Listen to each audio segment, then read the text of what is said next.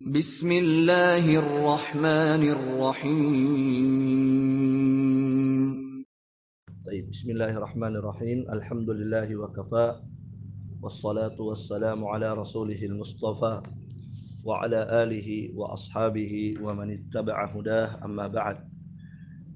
Ikhwani fillah, hafizakumullah wa barakallahu fikum. Walillahil hamdu wal minnah. Kita kembali memuji Allah Subhanahu wa taala semata, karena dengan nikmatnya lah kami bisa hadir kembali untuk berbagi faidah di antara kita dengan menjawab sejumlah pertanyaan ikhwan yang ada di grup 1 ini sesuai dengan ilmu yang Allah anugerahkan kepada kami. Pertanyaan pertama dari saudara Putra yang beralamat di Riau. Masya Allah jauh. Pertanyaannya, bismillah, Ustadz, benarkah menikah di bulan Dzulqa'dah dan Dzulhijjah akan membawa kesialan? Karena ibu saya mengatakan sudah banyak contoh yang terjadi dan dia sudah membaca buku tentang itu. Baik. Barakallahu fikum. Pada dasarnya semua bulan dalam Islam itu bagus untuk melakukan aktivitas pada bulan tersebut. Ya. Apalagi jika kegiatan tersebut bernilai ibadah. Barakallahu fikum. Maka tentu lebih bagus lagi mengaplikasikannya, melaksanakannya, merealisasikannya. Ya. Dan pernikahan ini termasuk ibadah yang agung, ibadah yang mulia dari sekian banyak ibadah yang ada. Sebab Allah Subhanahu wa taala telah memerintahkannya dalam Al-Qur'an, "Fankihu ma taba lakum minan nisa." Menikahlah kalian dengan sebagian wanita yang baik. Ya, bahkan Nabi sallallahu alaihi wasallam menyebutkan, "Man ragiba an sunnati falaysa minni." Barang siapa yang tidak suka dengan sunnahku, di antara sunnah Rasulullah yang dimaksud dalam hadis ini adalah menikah. Maka barang siapa yang tidak suka dengan sunnahku, maka dia bukan golonganku, kata Rasulullah sallallahu alaihi wa ala alihi wasallam. Maka ibadah yang mulia ini, pernikahan ini boleh dilaksanakan di bulan apapun dalam Islam, termasuk di bulan Dzulqa'dah dan Dzulhijjah. Iya. Maka barang siapa yang beranggapan dan meyakini bahwa menikah di bulan Dzulqa'dah atau Dzulhijjah atau bulan-bulan yang lainnya dalam Islam membawa kesialan, maka wajib baginya untuk memperbaiki keyakinannya dan bertaubat kepada Allah Subhanahu wa taala dengan taubat yang nasuha, dengan taubat yang benar. Kenapa demikian? Sebab keyakinan seperti ini bukan sama sekali bersumber dari Rasulullah sallallahu alaihi wasallam.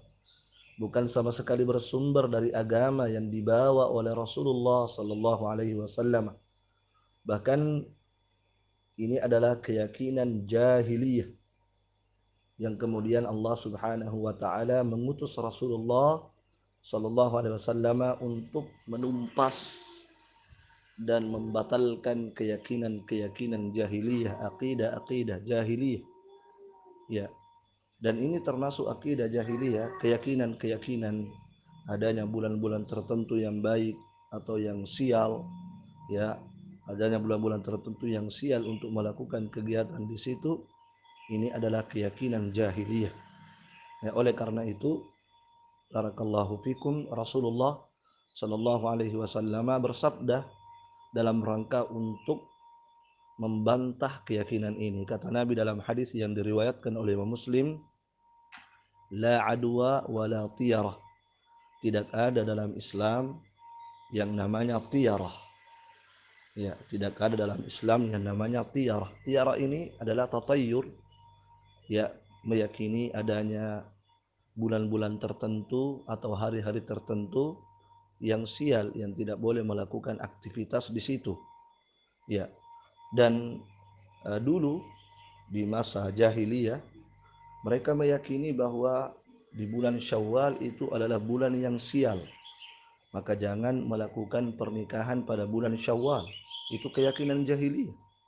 Maka Nabi SAW membantah keyakinan ini dengan mengatakan tadi, la tiyara, tidak ada tatayyur dalam Islam. Tidak ada keyakinan-keyakinan tertentu terkait dengan bulan itu sial atau tidak. Barakallahu fikum. Bahkan Aisyah radhiyallahu taala anha ketika berkembang keyakinan ini di tengah-tengah manusia saat itu, maka Aisyah membantah. Apa kata Aisyah? Sesungguhnya Rasulullah sallallahu alaihi wasallam telah menikahi aku di bulan Syawal. Ya, subhanallah, seorang Rasul yang mulia menikahi Aisyah radhiyallahu taala anha di bulan Syawal. Ya, sementara saat itu mereka meyakini bulan Syawal adalah bulan yang sial untuk melakukan pernikahan. Maka Nabi sallallahu alaihi wasallam membantah mereka dengan ucapannya dan membantah mereka dengan perbuatannya. Ya, bahkan Aisyah mengatakan dan Rasulullah sallallahu alaihi wasallam duhul, ya, bergaul dengan kulayaknya suami istri juga pada bulan Syawal. Barakallahu fikum. Sebab Nabi itu kan menikahi Aisyah ketika masih berusia di bawah 10 tahun sehingga belum layak melakukan hubungan suami istri. Nah, ketika sudah pantas, sudah layak melakukan hubungan suami istri, maka Nabi pun melakukan, dan kata Aisyah itu Nabi lakukan di bulan Syawal. Barakallahu fikum. Ya, maka siapa yang punya keyakinan seperti ini, sekali lagi wajib baginya untuk bertaubat kepada Allah. Sebab sekali lagi ini bukan sama sekali bersumber dari agama Islam, bukan sama sekali bersumber dari ajaran Rasulullah. Bahkan Nabi diutus oleh Allah untuk membantah akidah dan keyakinan ini. Ya, dan Nabi SAW menyebutkan bahwa keyakinan seperti ini adalah keyakinan syirik. Kata Rasulullah SAW, at-tiyaratu syirkun, at-tiyaratu syirkun, at-tiyaratu syirkun. Nabi sampai mengulang sampai 3 kali. Tatayyur itu syirik, kata Nabi, tatayyur itu syirik, tatayyur itu syirik. Dan tatayyur itu tadi yang meyakini adanya bulan tertentu yang sial, yang tidak boleh melakukan aktivitas di situ. Ya, maka ternyata Rasulullah sallallahu alaihi wasallam menghukumi perbuatan itu adalah perbuatan kesyirikan, dan perbuatan kesyirikan adalah dosa yang paling besar. Tidak ada yang lebih besar dari dosa ini, iyadzan billah. Maka sekali lagi wajib bagi orang yang berkeyakinan demikian untuk bertobat kepada Allah subhanahu wa ta'ala. Adapun alasannya bahwa ternyata banyak contoh kasus yang terjadi ketika dia menikah di bulan Dzulqa'dah atau Dzulhijjah, maka pernikahannya menjadi sial. Maka sekali lagi yang menjadi tolak ukur bagi kita adalah dalil. Itu yang menjadi tolak ukur bagi kita. Ketika Nabi sudah membantah keyakinan ini dan mengatakannya syirik, maka itu yang kita amalkan. Kita tidak beramal dengan adanya contoh kasus yang terjadi. Ya, sebab terjadinya kesialan pada pernikahannya bukan karena dia menikah di bulan itu, bukan karena faktor itu, tapi ada faktor lain. Misalnya pernikahannya mungkin tidak dibangun di atas sunnah Nabi SAW, tidak sesuai dengan contoh Rasulullah pernikahannya, lebih mengedepankan adat istiadat, apalagi ada bau-bau kesyirikan pada pernikahan, dan itu sering terjadi dalam pernikahan. Ya, ada acara-acara tertentu yang berbau mistis, berbau kesyirikan. Itulah yang menyebabkan ya keberkahan dari pernikahan itu dicabut.